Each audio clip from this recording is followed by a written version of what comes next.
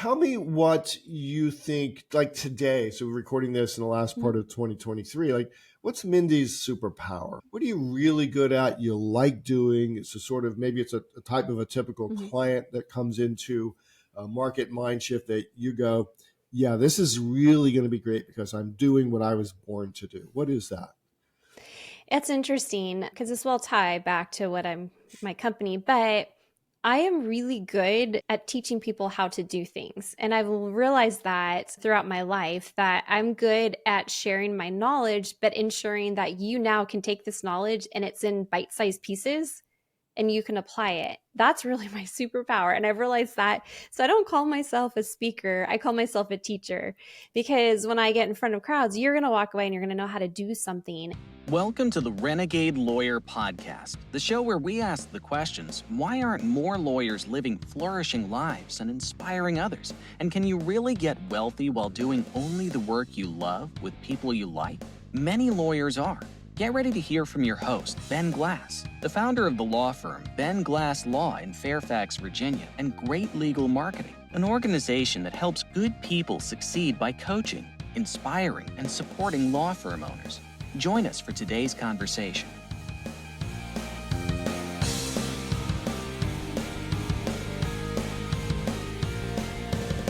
Hey everyone, this is Ben. Welcome back to the Renegade Lawyer Podcast, where each episode I get to interview people inside and outside the legal profession who are making a ding in the world. And today, another really great interview. It's going to be fun because I'm catching up with an old friend of mine, Mindy Weinstein. And I first met Mindy over a decade ago when she was working with my friend Tom Foster at Foster Web Marketing here in Fairfax. She then left Tom's business over a decade ago, but we knew each other for a couple of years and did events and taught lawyers how to market stuff. And now I'm catching up to her. And in the interim, she's become famous in her space, particularly in the digital marketing space. She's the author of a cool book called The Power of Scarcity, Leveraging Urgency and Demand to Influence Customer Decisions. And she speaks a bunch. And then I found out she's living in Arizona. So maybe next year at the summit, when we're bringing it to Arizona, we can convince Mindy to come over and share some ideas with us. So my friend, how are you? Oh, I'm doing great. It is so fun to see you. Yeah, it's been over a decade. Yeah, it has. Yeah. But neither one of us has changed. We're just smarter and wiser. That's all. We've had more opportunities. We've had Alex Hormozy. We've had more reps now to get better at whatever craft we have. And you've done a lot of neat things. So I'd really like to first catch up. And I don't know if there was a before Foster Web Marketing or not, like where you came from to get to Tom. So I'm curious about that. And then talk to us a little bit about where you have gone, because I think a lot of people, would be interested in this entrepreneurial journey. I tell 18-year-olds, 17-year-olds, you don't need to have your whole life figured out before you go to school. If you're going to go to college, if you're going to do that. And you've done a lot of neat things. So let's talk about that. Yeah. Okay, great. All right. Well, I will go way back to before Foster Web Marketing. So my background is marketing. And so that is what I studied in school, what I graduated. That was my degree. And something that I was practicing for a long time, but more in the traditional marketing sense, because when I graduated, which well over 2 decades ago, there was no digital marketing degree. I even have had students ask me, so did you major in that? Like that wasn't a thing. The internet was still, the internet existed. I mean, I'm not that old, but it did exist. But marketing was always something I loved because I loved the idea of how do you communicate with people and how do you motivate people. And I was always interested in words. I mean, that was even when I was a little girl, I had a typewriter. I used to type stories. And so words were really my interest. And so I went into the marketing side of things. And then in 2007, switched to digital marketing. But as you know, when you first met me, my foot into the door of the digital marketing world was in content. And so I remember back then that was still a growing area where realizing that you could actually have a career in adding content to websites and, getting the word out there. And so that's how I transitioned. And then I ended up at Foster Web Marketing. Oh my goodness, I don't even remember what year. It was a long time ago. It was fantastic, but I was there quite a few years. And then we met around that time too. And so since I left there, I ended up working for a very technical digital marketing company. And when I say technical, I mean, I learned so much about programming that I did not know before. There's a whole nother language out there.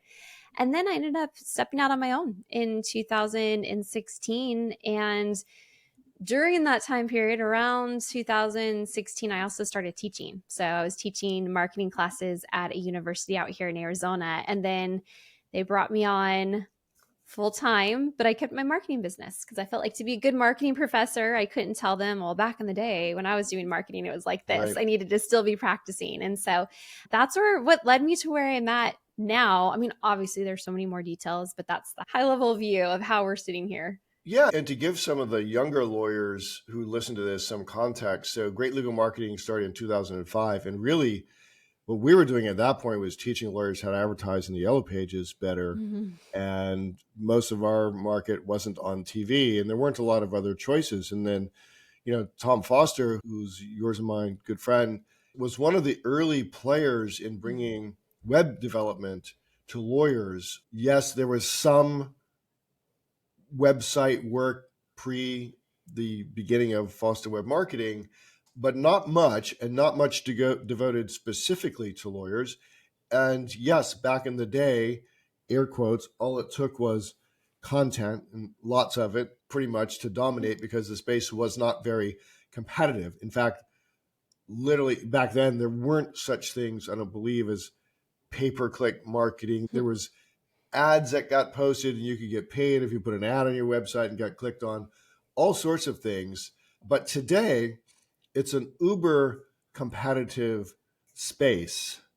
And it's one that I think a lot of lawyers in particular still struggle with, because people like you working with, you called it what did you call it? An Uber digital company or something, like where their whole, Right, yeah. or technical, right, where their whole focus, they have the time and the space to focus on, gee, how do we get whatever it is we're talking about to show up in front of somebody's eyes?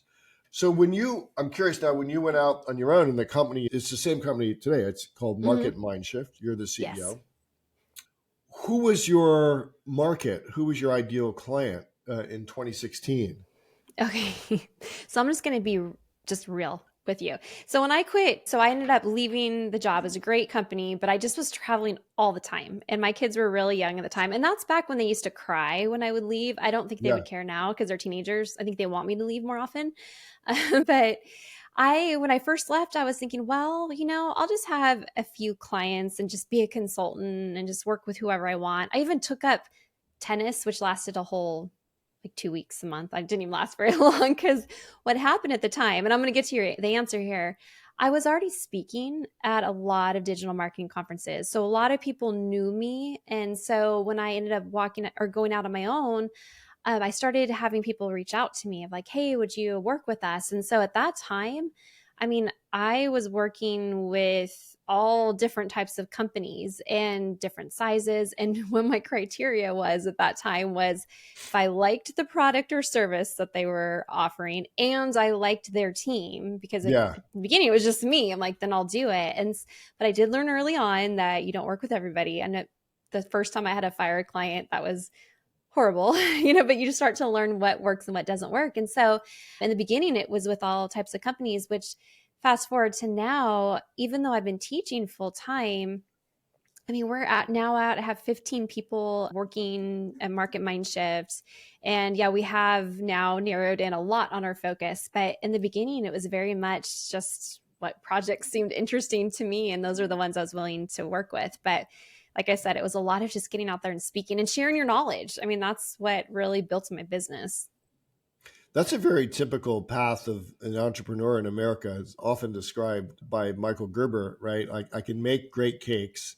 Gee, let's go make a bakery shop and start my own business. And so now I'm curious about when you made that shift to working for yourself, having your own company, did you feel in looking back that you had the adequate business skills to do this? Because obviously you are a subject matter expert.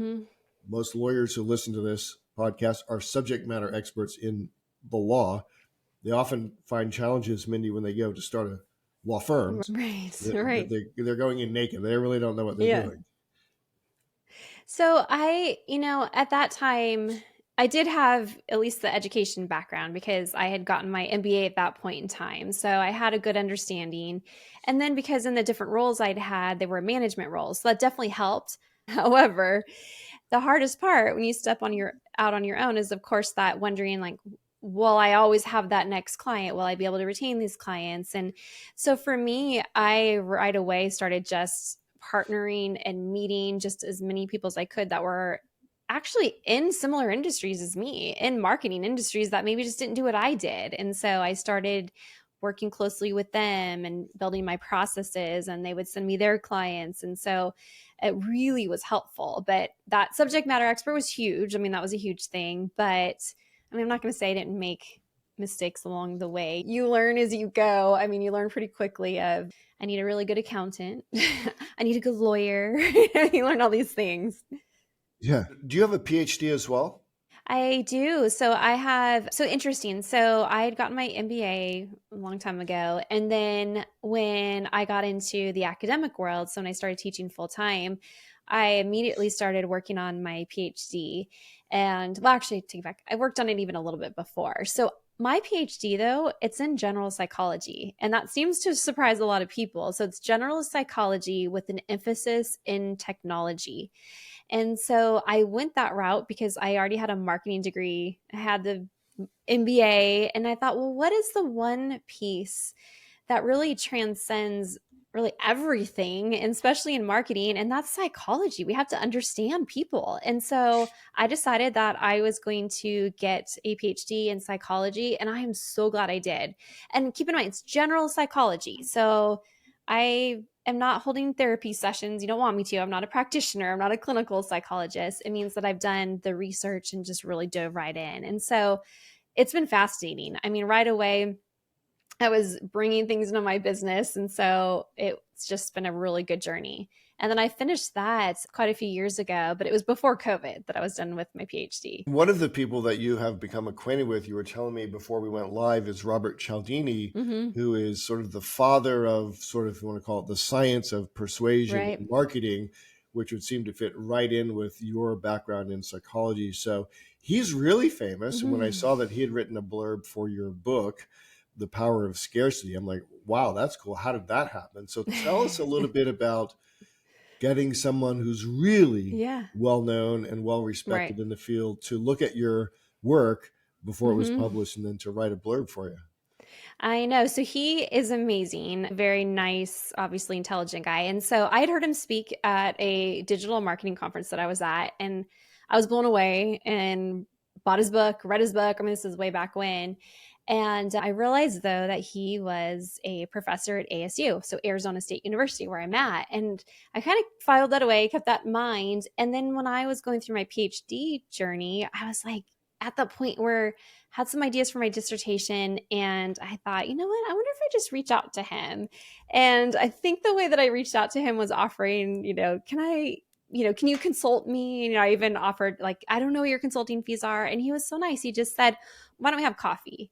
And so we met up for coffee, had an amazing discussion, and he gave me so many great ideas. And so he was really pivotal just in even sending me down the path that I went, because if you've read his book, Influence, you know also that scarcity is one of the principles of influence.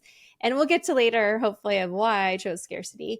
But he was very helpful for me, like with the process. So once I wrote the book, he was the one I think I was probably the most nervous about to have read it, because like, I hope he likes it. And he gave me just a glowing email back and did a very nice testimonial for the book. But that's how that happened. And so now, he's in Arizona, so it's very helpful. He's definitely a great person to know. There's a life principle there. So if anyone who is younger who is listening to this podcast, and that is those of us who have been successful in some endeavor in business, sports, whatever, we actually we're not that unapproachable.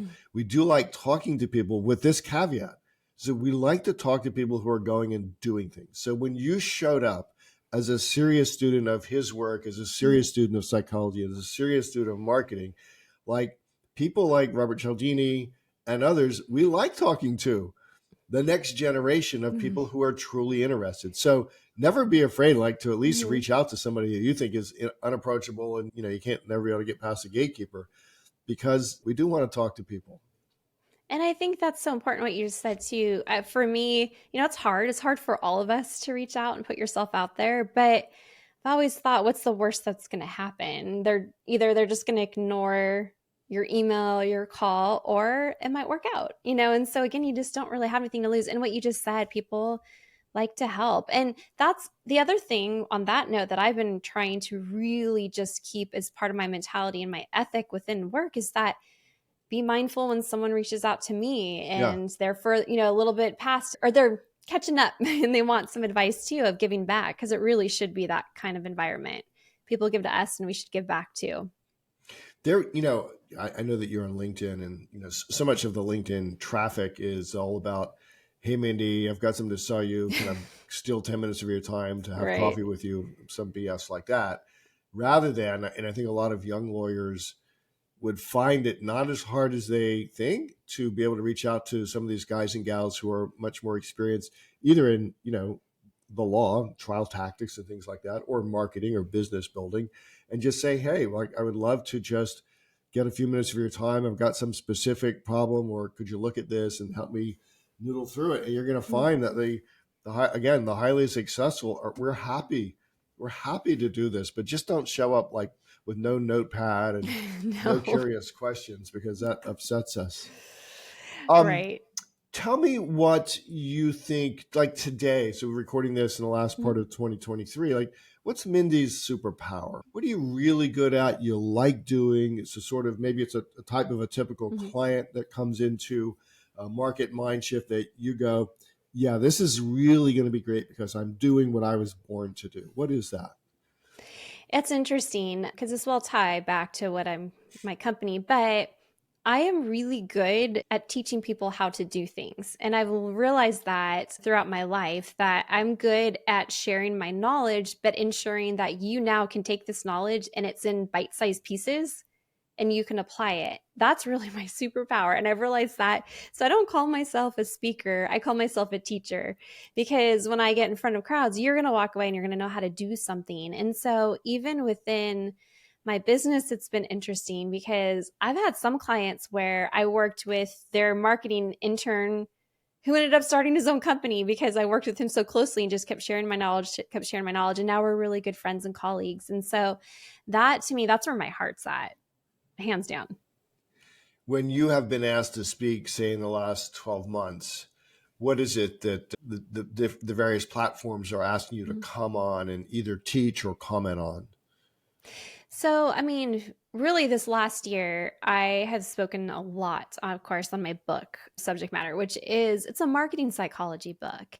And that's been a huge thing. But because I'm also known from the digital marketing space, I bring that too. But where we're at, and it goes back to what you said earlier, marketing, especially online, used to just be about, you just have to have a lot of content and then you're pretty good. Well, now it's, how do you actually resonate with that person? How do you make that connection? Because it's very loud. It's very crowded. We all get a gazillion, there's my scientific word for you, a gazillion messages on your phone. And so many of them are trying to, let you know that this is the last offer or the last opportunity. How do you really stand out? And so what I really focus on in my business too, like with the services that we offer, and then also when I'm teaching, is that it's all about the words that we use. We all have something unique about our businesses and what we're doing, but so many businesses that I see don't communicate that well. And so they're now pumping out blog posts. They're just putting out social media because that's what they were told to do.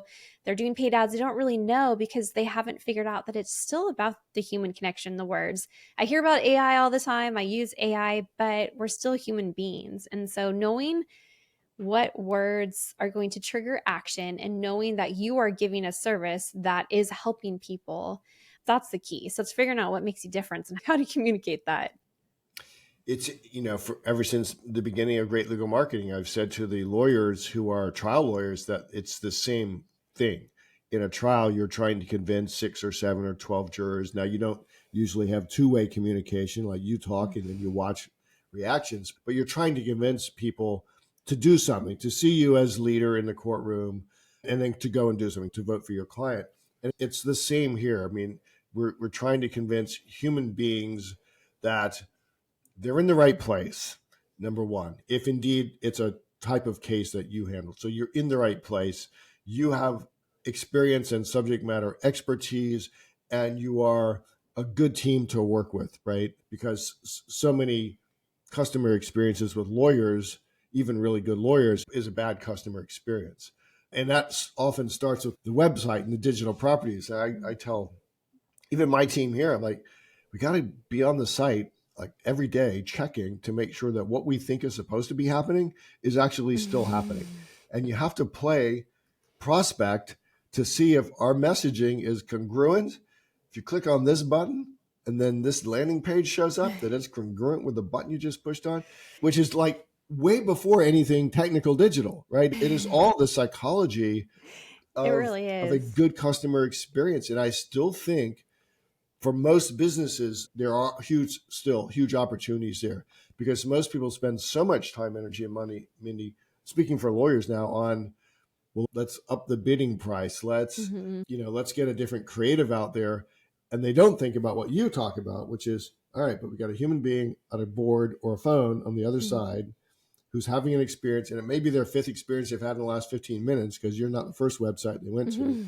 And how can you stand out just even like procedurally and just to make the process easy? So you're absolutely right. Hey guys, this is Ben. If you like what you've been hearing on this podcast, not just the marketing and practice building strategies, but the philosophy of the art of living your best life parts, you should know that my son Brian and I have built a tribe of like-minded lawyers who are living lives of their own design and creating tremendous value for the world within the structure of a law practice.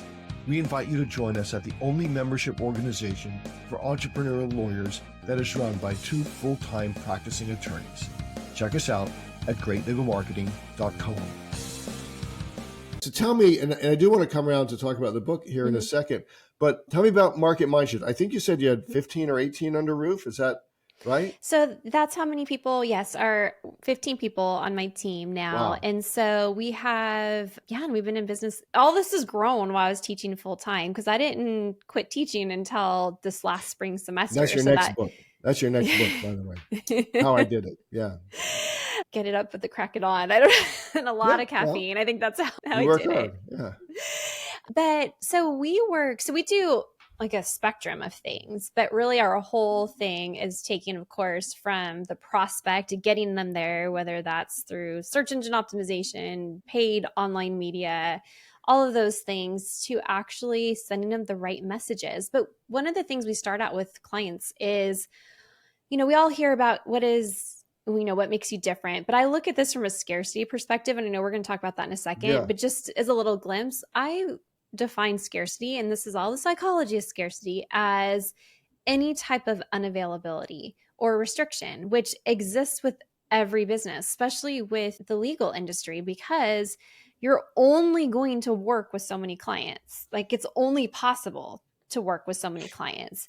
And so one of the things, for example, like I would say to someone is, okay, well, you don't just say like, oh, I'm selective. Okay, well, let's dig a little bit deeper. Or instead of saying we have a limited amount of clients we can take right now, let's quantify it. And actually in your marketing materials, we can take on 5 clients right now, or we have a spot for 1 client, those kind of things, because that's a trigger point for people too. And it's a trigger in a good way, because showing that you are valuable with what you offer, you're in demand, plus it pushes that decision-making process.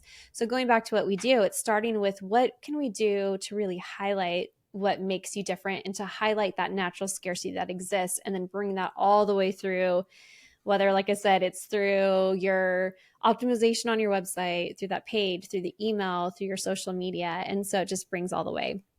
And then I do a lot of training. So I train teams on how to do this too. So how to get their marketing teams to think this way and to just change the way that they're wording their messages. Who's your ideal business that's reaching out to you next week after Thanksgiving to see if Market Mindshift is right for them? Who do you like see walking through the door? Yeah. So we have, 2 main industries that we work within, but then I have a lot on the training side that's a little bit different. So for our services that we provide, We work with a lot of universities. And so that's a huge part of our space. And so a lot of that comes from my background and all of that. And then we also work heavy in the e-commerce space. So it's really universities and e-commerce is our biggest industries for services. However, on the training side, that side is a little bit different. So when I say training, I teach businesses. So whether it's their marketing interns or it's their sales team or it's their marketing team in-house on how do you determine the real scarcity, how do you figure out what your audience is going to care about, how do you get that message out there, and how do you do it ethically. And so that I work with all kinds of groups. And so with that, I usually it's just if it's a good fit for me and a good fit for them.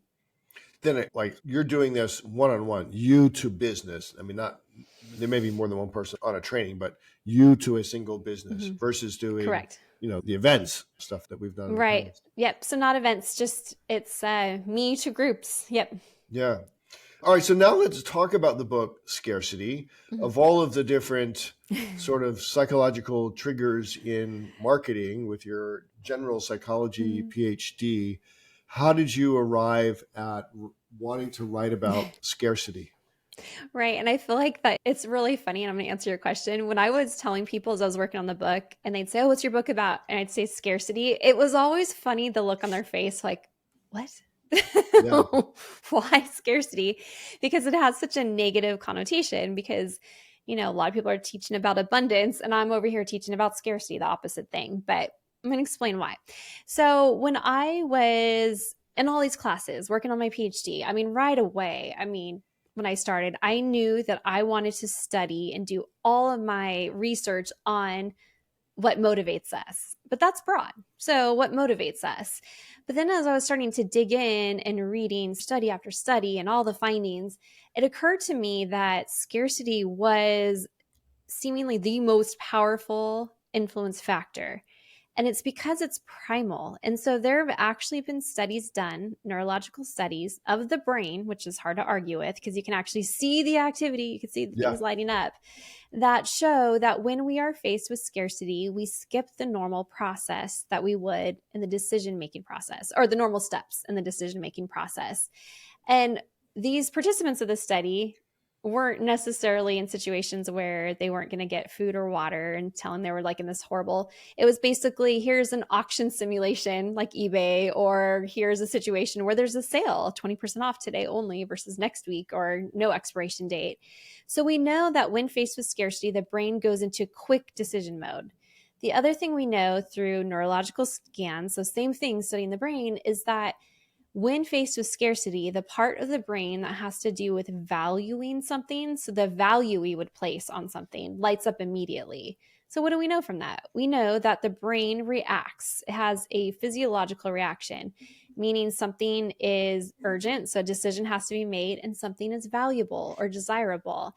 And so that really, those two neurological studies are really what pushed me down the whole path. And then the more I dug into it, I realized that our ancestors were in a situation where they had to survive and that things were scarce, and our brain still reacts the same way today.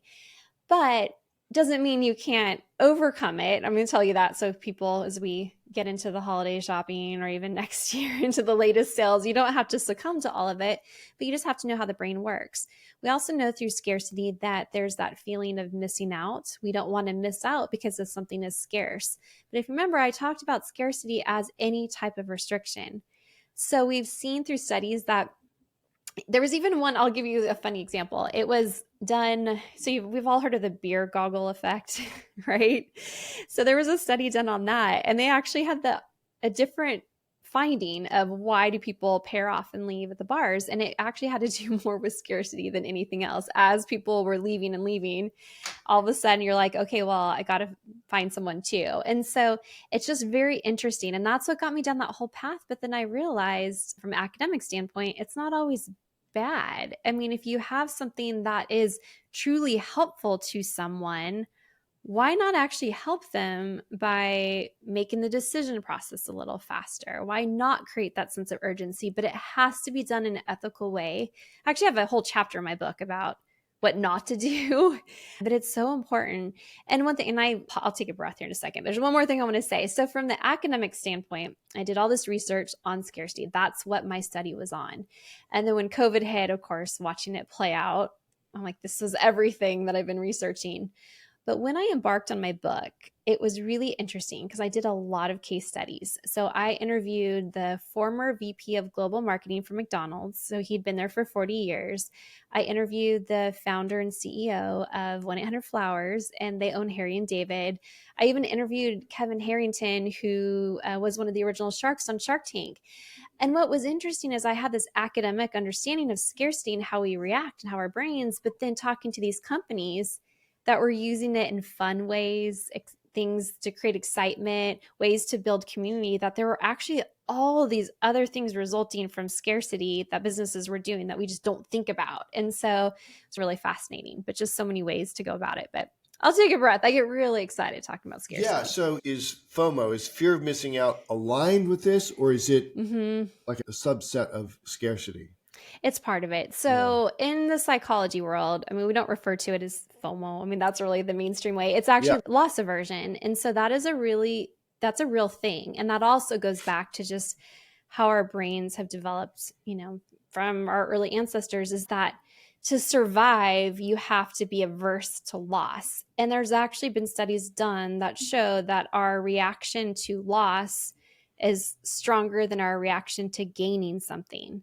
And so that's a big thing. And if you're kind of thinking about that and it seems still a little intangible, think about the last time that you waited to get into the brand new restaurant. You put your name on the wait list. Well, you didn't want to miss out on what everyone else was talking about. Or you saw something on Amazon and it said only 5 were left. Well, you purchased it really because of FOMO, whether you realized it or not. And so that happens to us. And so that is a really big part of it. I always wondered if at Amazon, you can comment or not, that was false in the ethics chapter or not, right? Only 4 left. Like, how could this be? This is the everything store. There's more than 4 of whatever it is. So, one of the strategies we've taught for 2 decades is book writing, but you actually wrote a real book and put a ton of time into it. Talk to us a little bit about that process. Did you have a team of researchers? Did you do all, because you've mentioned now several times, you talked about looking at lots of studies. Is this literally pouring tens of thousands of hours into this piece? So the thing about my book, so McGraw-Hill is the publisher of my book. I have, and it's actually funny you talk about the research, because I can tell you how many sources I went through, because I just sent a spreadsheet to someone who's working on the same process. And I said, you can just use mine as a template to see how I set it up. I had over 300 references in it. And so I will tell you that research, though, I started when I was in my PhD program. So I'd already started on that route. My dissertation was on scarcity. So I did all the research myself. I could have hired researchers, but it was so fascinating. And that's what I think it's really important. As a side note, if you're going to write a book, write something that you are passionate about and that you have you want to learn more. You also want to show your knowledge on that. And so I was very fascinated by the whole topic. And so I did my own research studies too. So, I mean, that's talked about, but being able to dig into the other research was great. Now, as far as the process goes, so it was really interesting. So just to give you a little bit of what happened. So I was done with my, PhD. I'd already finished all that. And then when COVID hit, that's when it dawned on me. I thought, I'm sitting on all this material that I bet would be very helpful in the business community. Because again, ethically, there's businesses that can look at this and say, I'm just not messaging things right. And by the way, just before anyone, I should have said this in the beginning, I'm not talking about like sending out text messages that this is your last opportunity, or sending an email like that, because I actually know those don't work that well. And so I'm talking about the real scarcity. And so when I was watching everything with COVID, I also knew from all my psychology studies that our brains from this point forward are going to be different, because we draw on our experiences. We don't always realize it, but if we make even just a little decision, we're going to go this way, not that way, our brain is processing past experiences. Well, we all faced scarcity. So I knew it was going to just be an even bigger thing And there was all this academic research that wasn't out there in the business world. And so I ended up contacting a literary agent. So that's really the route to go if you're going to go with a big publisher or the traditional publishing route, and told her my idea. And then we put together a proposal. I think the proposal was the hardest part that we did. It was really hard. And then she sent it out to publishers. And I remember her comment to me, her name's Cindy. She said, it'll be a couple weeks before we hear anything from anybody. Well, it was 24 hours and we heard from McGraw-Hill, the editor over there, and she wanted a conversation, and she was just as excited about it as I was. And so I'm like, we're going with McGraw-Hill. And then I went through the whole process of writing the book from there. And so that took it. By the time I got the book contract, the book getting out there, it was well over a year, because you have all the steps, all the editing, and then it has to get published. And then what doors has the book opened, do you think? Yeah, so it's been interesting. So when the book came out, it came out in November 2022, so just in time for Black Friday, Cyber Monday. So I was already, so it's one of those things, I was already on the speaking circuit. So that was already done. But I definitely have now been able to have more of a voice in talking about, consumer behavior and psychology. And so I've been interviewed by Washington Post multiple times. I've been on a ton of TV and podcasts and all these different things. So it's definitely opened doors that way, where I'm able to get these great interviews with the book as the credential. As we're sitting here at the end of 2023 and thinking about what 2024 and beyond will bring in, I know you have a senior in high school who will be going off maybe to Japan. You told me earlier. What are you working on? Anything? What excites you, I guess, about the next stage of your own personal journey? Because builders are always, we're always a little bit restless. Okay, we build this cool thing, it works. All right, what's next? Like we don't give ourselves very much time, I think, to look back with gratitude on our own hard work and what we built. But what do you find exciting? Are you working on anything new, big? Yeah. Okay. So I'm glad you asked that. And you're so right. Because I always tell myself, okay, I did this. Now I'm just going to just take a breather. And then I don't. Like, okay, what's next? Because it's fun. It's exciting. And so I'm actually working on because I have a framework behind the whole idea with scarcity and how it works. And the acronym I use is RARE. Because RARE is scarcity too, of real scarcity, audience needs, the right type of scarcity, and ethical execution. And so I've been just building out a 4-week training that I do that's specifically on that. So I've been doing trainings with teams, but specifically on that framework. So I thought, that's the most digestible way to understand this. And so we are rolling that out this year. So it'll be virtual or in person, all those things. But that's the next thing. So I can't, even though I stopped teaching full time, I can't get the teacher part out of me. No, but now, you can probably leverage it to not everything is not you in front of a classroom. Right. And by the way, let me ask you, because people ask me, so these kiddos who are coming out of university with marketing degrees, how good are they? Because you and I know, like, there's marketing, and then there's what we've been talking about, persuasion and influence and things like that. And the solo and small firm market, I think, is oftentimes disappointed if they get a marketing grad, right? Because you kind of have to reteach them actual influence. What's your view, having spent years now, about the product really that's coming out of a university with a marketing major?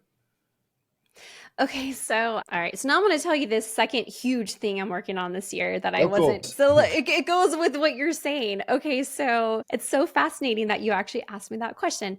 So here's the thing. Because I was a marketing professor. So, this is coming from a marketing professor for 7 years, great program.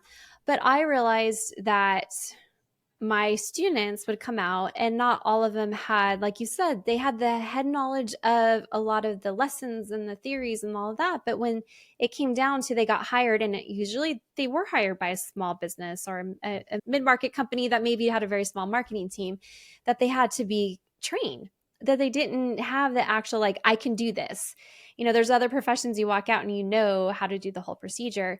And so I had some classes that I actually reworked a bit. So it was very hands-on. So they walked out with experience using tools. But that's been a huge thing, because I've also had a lot of companies when I was teaching ask me like, well, is there something I can do to train them in the meantime? And so there is a disconnect there, and it is unfortunate. And it's just being the practitioner part of marketing. And so that's actually something that I've been working on with my team. We're 90% through the training program. So it's funny you bring it up. And it's basically I'm calling it upskilling. So it's either training your new hire who's an entry level marketing, and specifically marketing, or you want to change careers and it's everything. I mean, again, because I'm a teacher, so it's the very hands-on how to do it. Here's the tools, here's the standard operating procedures, here's your weekly, you can jump into this webinar because we're talking about conversion rate optimization this week.